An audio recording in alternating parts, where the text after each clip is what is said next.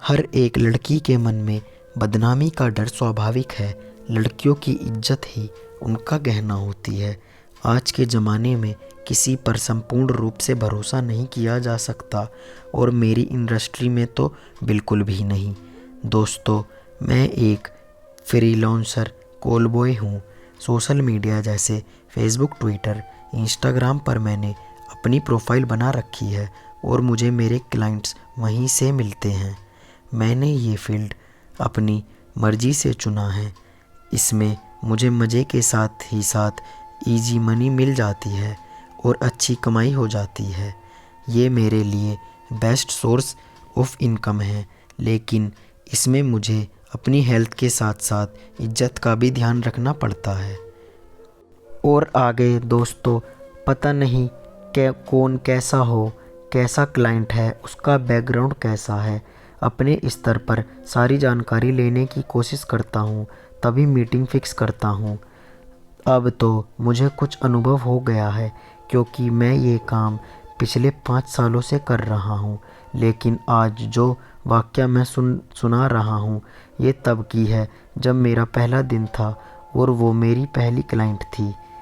एक दिन इंस्टाग्राम पर मुझे एक लड़की का मैसेज आया। उसका नाम रवीना था। मैसेज चैट पर उसने बताया कि वो एक मेडिकल स्टूडेंट है और शहर में ही रहती है। और उसके बाद पहले तो रवीना को मेरी बातों पर भरोसा नहीं हुआ। फिर मैंने उसे भरोसा दिलाया कि जो कुछ भी वो मुझसे बोलेगी वो बस हम दोनों के बीच ही रहेगा। फिर उसको धीरे धीरे मेरी बातों पर यकीन हो गया। वो मेरी सर्विस लेने में इंटरेस्टेड थी, मगर वो बॉयफ्रेंड के चक्कर में नहीं पड़ना चाह रही थी। उसको बस मज़े और संतुष्टि चाहिए थी। मैंने उससे कहा, मैं आपकी इच्छा पूरी कर दूंगा, लेकिन ये बात हम दोनों तक ही रहेगी। इससे हम दोनों की ही सेफ रहेंगे। हम दोनों बिना किसी डर के प्रोग्राम फिक्स कर लिया और आगे चले गए। रवीना ने मुझसे मेरा रेट पूछा। मैंने उससे कहा, ये तुम्हारा पहली बार है, इसलिए मैं कोई रेट फिक्स नहीं करूँगा।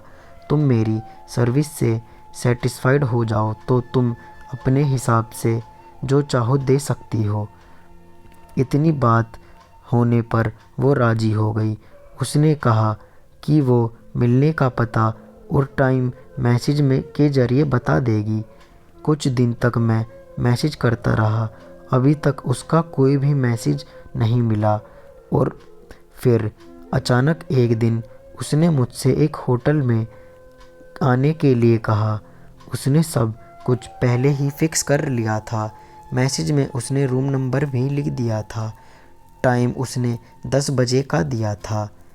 उसके बाद मुझे खुशी भी हो रही थी और थोड़ी घबराहट भी।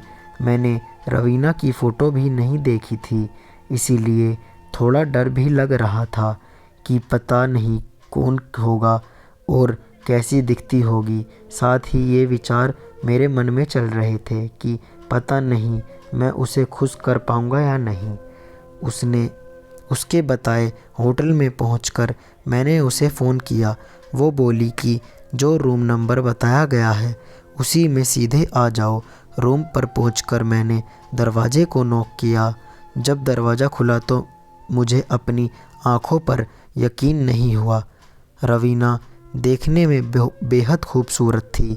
अच्छी खासी हीरोइनें भी उसके सामने पानी मांगे। उसने टी शर्ट और जीन्स पहनी हुई थी। दरवाज़ा खोलते ही मुझे अंदर ले गई। हमने दरवाज़ा लॉक कर दिया। उसका फिगर देखकर मैंने अंदाज़ा लगाया कि 34, 26, 32 के होंगे। मुझे तो यकीन ही नहीं हो रहा था कि मैं इतनी पहली बार में ही इतनी खूबसूरत मिलेगी। मैं उसको घूर ही रहा था कि वो मेरी तरफ देखकर बोली, अब दूर ही खड़े रहोगे या कुछ करोगे भी? ये सुनते ही मैं उसके पास गया। थोड़ी घबराहट हो रही थी। इससे पहले ऐसे किसी अनजान लड़की के साथ मैंने कुछ नहीं किया था। रवीना की कमर में हाथ डालकर मैंने उसके होठों को चूसना शुरू किया। वो भी मेरे साथ साथ देने लगी। अब उसकी जीभ भी मेरे मुंह में आ रही थी। दोनों एक दूसरे के मुंह से रस को खींचने लगे थे। 15 मिनट तक ऐसा ही चलता रहा। मुझे ये भी ध्यान रखना था कि सब कुछ उसकी मर्ज़ी के मुताबिक हो, क्योंकि वो मेरी कस्टमर थी। फिर उसने बेड पर चलने के लिए कहा। बेड के नज़दीक पहुंचकर मैंने उसको पीछे से पकड़ लिया। उसके मुलायम ओरोजों को दबाते दबाते मेरा घोड़ा एकदम से सख्त होकर रोड के जैसा हो गया।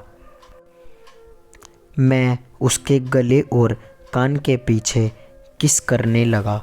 मुझे अब जोश चढ़ने लगा था। घबराहट धीरे धीरे गायब हो गई। अब रवीना के मुंह से सिसकियां निकल रही थी। फिर मैंने उसका टी शर्ट निकाल दिया। उसने लाल रंग की ब्रा पहनी हुई थी। उसकी ब्रा के ऊपर से ही मैं उसके उभारों पर टूट पड़ा। उनको ज़ोर से दबाने लगा। वो सिसकारने लगी थी। उसके बाद मेरे हाथ उसकी जीन्स की तरफ चढ़ गए। उसकी जीन्स को खोलते हुए मैंने उसकी जांघों के नीचे कर दिया। नीचे से उसने लाल रंग की पैंटी पहनी हुई थी। अब रवीना मेरे सामने ब्रा और पैंटी में ही थी। लाल रंग के ब्रा और पैंटी उसकी खूबसूरती में चार चांद लगा रहे थे।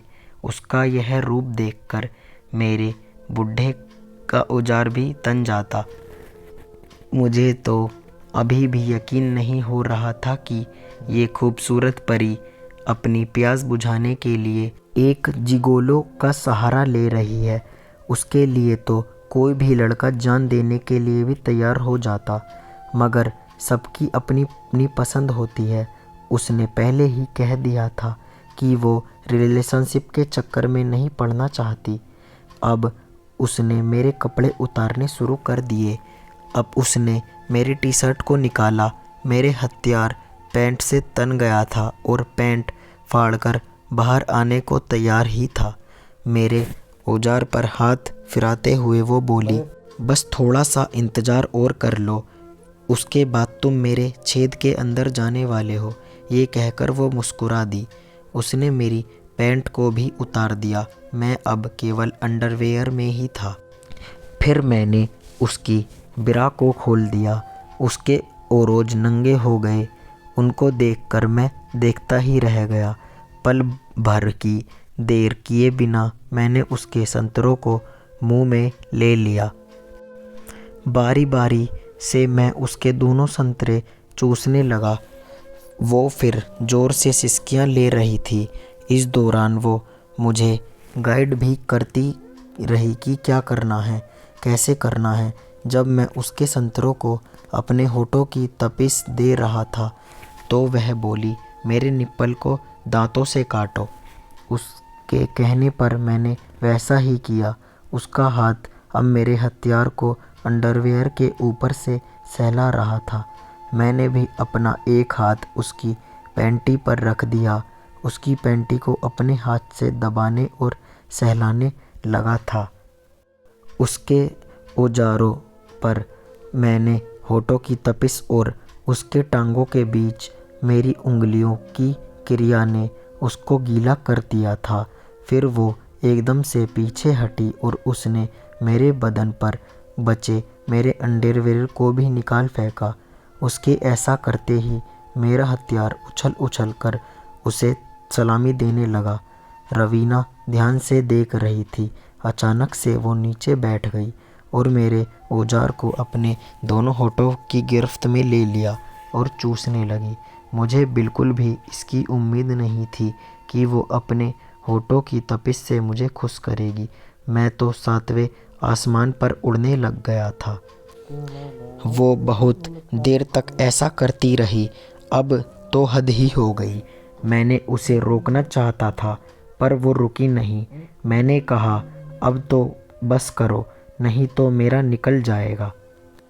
वो बोली, कोई बात नहीं, निकाल दो, लेकिन अपने माल को मेरे चेहरे पर गिराना और वो फिर वही क्रिया करने लगी। अब मेरी आंखें बंद हो गई। मिनट भर के अंदर ही मेरा छूटने को हो गया। मैंने अपना सामान हाथ में लिया और उसके गालों पर पिचकारी मार दी। उसका पूरा चेहरा मेरे वीर्य से सुन्न हो गया। फिर वो वॉशरूम में गई और अपने चेहरे को साफ करके वापस आ गई। वापस आने के बाद वो बोली, अब तुम्हारी बारी है। ये सुनते ही मैंने तुरंत उसको बेड पर लिटाया और उसकी पैंटी को खींच दिया। अब उसकी रस भरी चिड़िया अब मेरे सामने थी। मैंने उसकी चिड़िया की पंखुड़ियों को हाथ से छूकर देखा। उसकी चिड़िया का दाना तना हुआ था। उसकी रसीली चिड़िया को देखकर मेरा मुंह में पानी आ गया। देर ना करते हुए मैंने अपने होठ लगा दिए और शुरू हो गया। रवीना की चिड़िया का दाना अपने दांतों से काटने लगा। वो सिहर उठी और इस कारण से ज़ोर ज़ोर से सिसकियां लेने लग गई थी। मेरे सिर को पकड़कर दबाने लगी। 3 मिनट तक मैं ऐसा ही करता रहा। फिर वो मेरे सिर को पकड़कर ज़ोर ज़ोर से दबाने लगी। उसकी हालत देखकर लग रहा था कि अब ये भी ख़त्म होने वाली है। जैसे ही मैंने उसकी चिड़िया के दाने को जीभ से छेड़ा तो वो थोड़े ही अंतराल के बाद मेरे मुंह में ही आ गई। पानी निकलने के बाद वो शांत हो गई। उसने मुझे मेरे मुंह से पानी निकालने के लिए सॉरी कहा। उसके बाद हम दोनों कुछ देर के लिए रुके और फिर शुरू हो गए। इस दौरान हमने 3 बार किया। शाम के 7 बज गए थे। इसी बीच मैंने पीछे से करने की इच्छा जताई तो यह सुनते ही गुस्सा हो गई और बोली, अपनी हद में रहो। मैंने उसको सॉरी बोला। हम दोनों ने अपने कपड़े पहन लिए और बाहर आ गए। फिर मैंने उसे हक किया और अपने रास्ते चल दिए।